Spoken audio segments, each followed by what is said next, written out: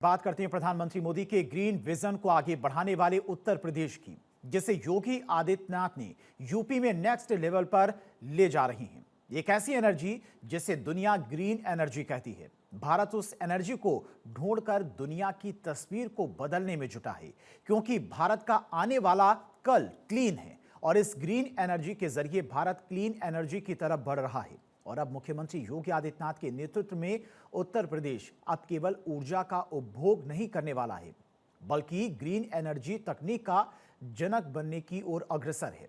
उत्तर प्रदेश अब सिर्फ औद्योगिक राज्य नहीं, बल्कि ग्रीन फ्यूचर का पावर हाउस बनने की ओर बढ़ चुका है। ग्रीन हाइड्रोजन यानी कि स्वच्छ ऊर्जा की वो ताकत जो आने वाले दशकों में दुनिया की अर्थव्यवस्था को दिशा देगी, और इस रेस में अब उत्तर प्रदेश सबसे आगे खड़ा है।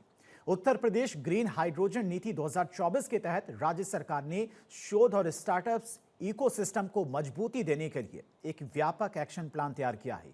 इस रणनीति के तहत प्रदेश में 2 अत्याधुनिक सेंटर ऑफ एक्सीलेंस स्थापित किए जाएंगे और युवाओं को ग्रीन हाइड्रोजन क्षेत्र में नवाचार के लिए 5 सालों तक सालाना वित्तीय सहायता दी जाएगी। उत्तर प्रदेश में करीब 50 करोड़ रुपए की लागत से 2 अत्याधुनिक सेंटर ऑफ एक्सीलेंस बनाए जाएंगे। ये सेंटर रिसर्च, इनोवेशन और टेक्नोलॉजी डेवलपमेंट का हब बनेंगे। इन केंद्रों का उद्देश्य ग्रीन हाइड्रोजन के उत्पादन, स्टोरेज, ट्रांसपोर्टेशन और औद्योगिक उपयोग से जुड़ी अत्याधुनिक तकनीकों पर रिसर्च और डेवलपमेंट को बढ़ावा देना है। साल 2070 तक नेट जीरो उत्सर्जन के संकल्प को पूरा करने में उत्तर प्रदेश की भूमिका सबसे अहम होने वाली है। गोरखपुर में प्रदेश के पहले ग्रीन हाइड्रोजन प्लांट का उद्घाटन पहले ही हो चुका है, जिससे सालाना 500 टन कार्बन उत्सर्जन में कमी आएगी।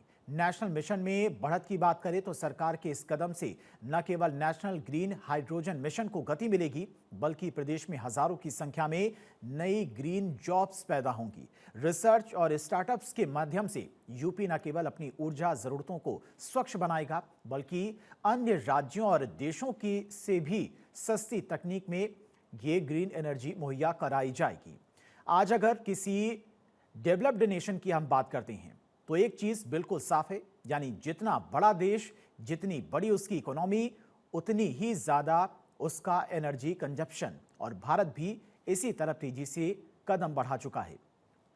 जिस विकसित भारत का लक्ष्य देश की सरकार ने रखा है, उसके एनर्जी टारगेट को अचीव करने के लिए योगी सरकार भी अहम भूमिका निभा रही है।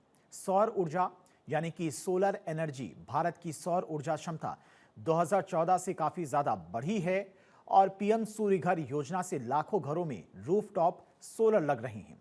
पवन ऊर्जा यानी कि विंड एनर्जी, भारत विश्व का चौथा सबसे बड़ा पवन ऊर्जा उत्पादक देश है। इस क्षेत्र में साल 2014 के बाद 21 गीगावाट से 51.3 गीगावाट की वृद्धि हुई है, जो करीब 2.5 गुना है।